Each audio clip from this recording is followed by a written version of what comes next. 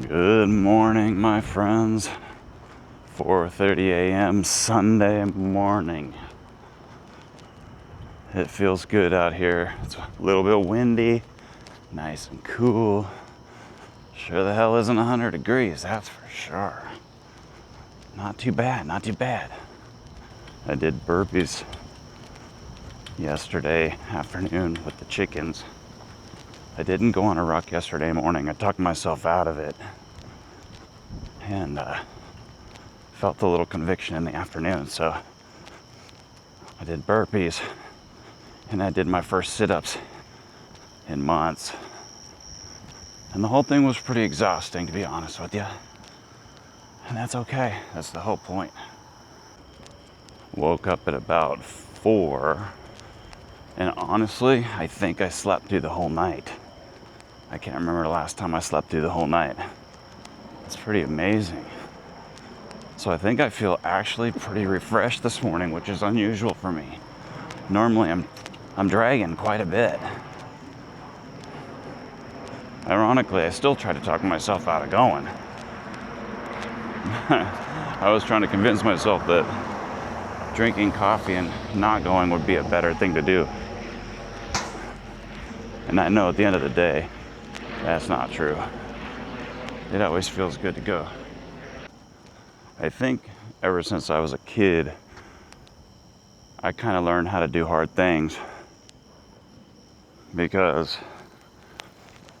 you know, my sister and brother, they came into my life a lot later. You know, I was like 10 when my sister was born, and I think 12 when my brother was born, I think, somewhere right around there. And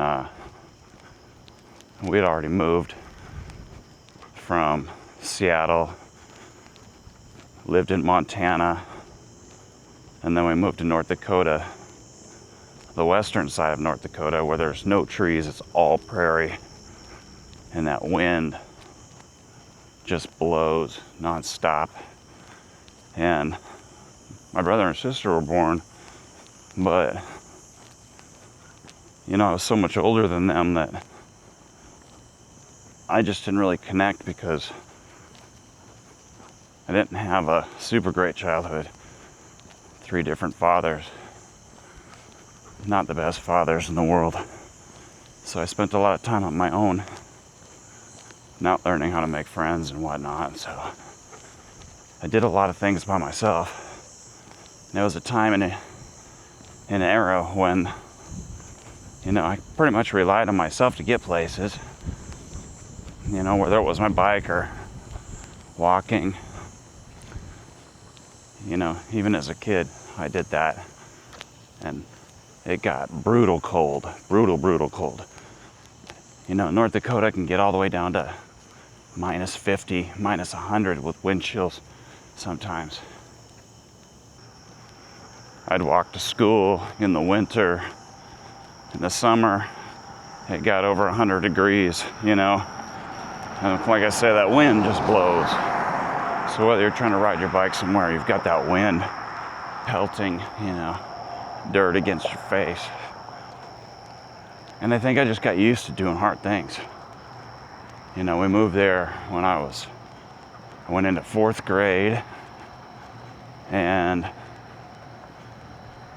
we moved to Eastern Washington when I was in 9th grade. So those years were challenging, to say the least. But I got used to doing hard things, and I got used to just sucking it up and doing it. I just, you know, why complain? There was nobody to complain to, first of all. And I figured it just gave me character. And as long as I can remember, I was running also. I was a runner. Even though I had the heart condition, they said, you know, don't go out for sports. I couldn't go out for boxing or any team sports because of my heart. And so I'd run. And I was good at it, long distance. I don't think I was ever fast. I wasn't a sprinter, that's for sure. So, you know, I learned to just do things. I had a paper route. I'd do it in the cold, in the sun. Didn't matter. I'd just go out there and drag that bag around full of papers and deliver them, and then go try to collect the money. Thinking back, I was pretty young out there collecting that money. But honestly, it didn't really bother me too much. I didn't like the social aspect of it. I didn't like collecting money almost only because of the people. You had to knock on doors and ask for the check. That's the way it worked back then in the 80s.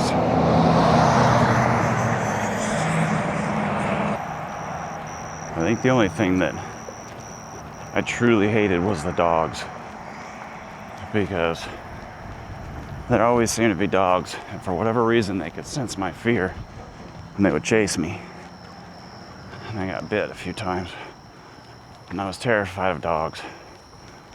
I hated dogs because, well, you know, when you're delivering newspapers, you're wandering through yards, you collect money, you have to go up to their door, and I just became afraid of dogs. And even to this day, I'm extremely wary of dogs, even though I've got 4, you know, but they're my dogs. I trust my dogs. But other people's dogs, I don't trust, just like I don't trust other people. You know, I'm probably better off for not trusting them. But that's just the way I grew up. I grew up doing hard things. You know, I didn't mind camping. I didn't mind sleeping in a tent. I didn't mind the weather. I didn't mind walking, riding my bike. In fact, I loved running. Running became kind of my escape, even as a kid. When I didn't know what else to do with myself, or things were a little too rough at home, I'd just go run. And I didn't have any shoes, good shoes. I just had one pair of shoes for the year. And they weren't tennis shoes typically. But that's what I wore. And that's cool. You just get used to it. Even to this day, I don't really spoil myself with things like shoes and clothes. Even though we go to the thrift store a lot. I get a lot of thrift store clothes. But buying brand new, it's hard for me to justify it. You know, it's funny. You talk about these people who, you know, lived through the Great Depression or whatever. And a lot of times, those people were extremely conservative with their money. Didn't want to spend it on anything. And I understand that's how they grew up. You know, lack was a thing in their life. They lacked money and resources, so they kind of hoarded it. I can kind of relate to that in ways. I've done that a lot in my life, in ways. You know, like spending money on new clothes, I don't know, it's hard to justify. Spending money on an action cam, sure, sign me up. Yeah, I've learned to be frivolous in ways, kind of like a kid. Sometimes I'm like a big dumb kid.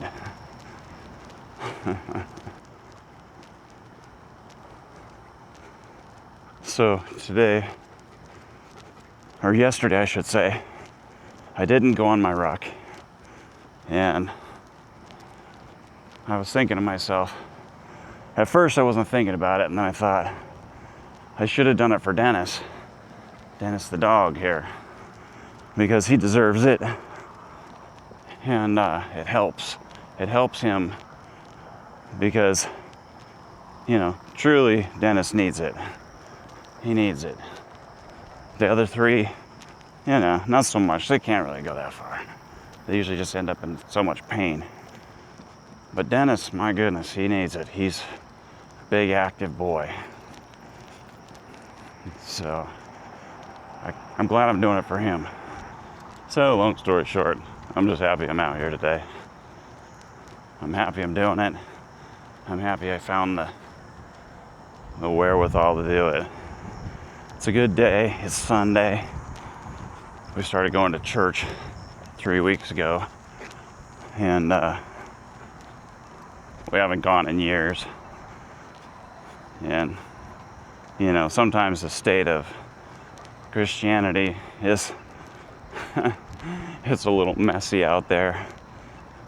And, hey, don't get me wrong, the state of the world in general is messy, let alone Christians. And I do my best not to judge Christians by the people that are going to that church, because the truth is, people are people. I don't care where you are. I don't care what you're doing. People are just people. And you're going to find that across the board. They're hypocritical. They're selfish. They're wandering and lost. They're needy. That's just the nature of it. But there's something about going to church that, you know, I don't necessarily think I can buy into the whole mythology end of it. I feel like there's some truth in there somewhere. Definitely on how you treat people and the message of Jesus. I think there's a lot of truth in there. Whether it happened like it says, the Bible says, I don't know about that. Whether the earth was formed like they say, whether God is, you know, there's a God up in the sky or wherever this God is making judgments on people, that's unlikely. But nonetheless, there is a spirit, there is an energy, I think.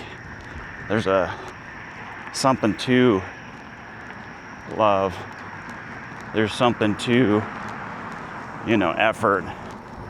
And there's something to being kind to people.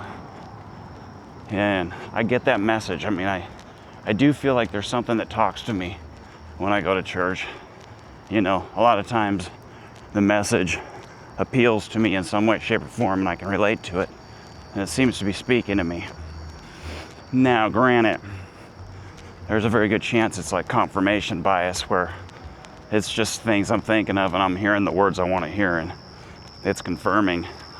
I'm confirming to myself, you know, what I want to hear. But that may or may not be true. That's one thing I've always done, is kept an open mind. I have an open mind to the fact that maybe it's all 100% real.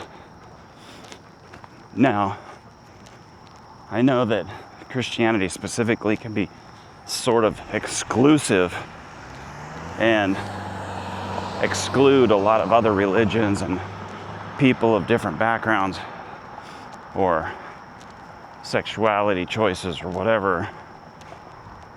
And I don't agree with any of those things. In my mind, we're all one tribe for sure, 100%. And I think the message of Jesus makes a lot of sense. He seemed to be a very inclusive person. It was just about love, and that's all it was. It was about love. Now, I don't know about the rest. I can't speak for it, and I think it's sad when people try to exclude other people based on something that they don't understand. But I'm not here to judge them either, because I don't know. That's not my thing for sure. And I don't surround myself with anybody that would be like that, because that's not the message I want to live in my life. I love everybody. Well, actually, I don't like most people, but I try to have my love in my heart for everybody that needs love as much as I can. I'm a pretty judgmental person, I'm sure. I'm very set in my ways, I suppose. But I don't see the difference between anybody on the planet, any religion, any race, any sexuality, preference. I don't care. They're all just people. They're just like me. I've always thought to myself, I struggle, they struggle. How am I any better than a single human on the planet? I'm not. I'm not better than the animals on the planet, for that matter. We're all just created. We're all just trying to figure it out. And we all do our best. And I'm open to be wrong at any single given moment. I do my best to be right. But usually just in joking, because I know I'm probably not. Yes, it is possible I'm rambling today. And that's okay. In fact, one of the nice things about not being some crazy big influencer is you can do whatever you want, because there's nothing riding on it. You're not trying to get a paycheck from it. You don't have big numbers. You don't have anybody demanding anything, sponsors demanding anything. In fact, it's exactly the opposite.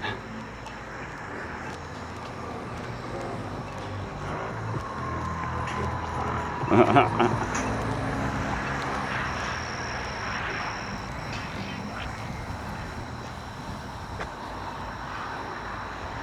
just had somebody stare me down. That was fun.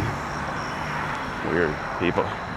You gotta imagine at 4:30 in the morning, a bunch of damn drunks, a bunch of weirdos coming back from the bar, people getting off work half asleep, so they want to get all freaky with you. I'm not too worried about it. I don't worry a whole lot. Good boy, Dennis. Good boy, yeah. Long story short, though, I feel good today. I'm reaching the halfway mark up here, where I turn around, I head back. I haven't done a single bit of running this morning, which is fine. My heels are kind of sore, and I'm good with that. I'm okay with just a ruck today, just a walk. I have some friends out here right now as we speak doing a 10-mile ruck around this lake right here. And I was joining them for a while, but since we started going to church, I just don't really have time. I don't have time to do it. It takes 3 hours, and sometimes I do 12 miles in 3 hours just for fun. But I'm just about to the turnaround point, and I'm super proud of myself once again for getting out. Even though I really didn't necessarily feel like doing it, I changed my mind, and I did it. Now I get to spend the rest of the day knowing that I already did something hard. And I'm good with that.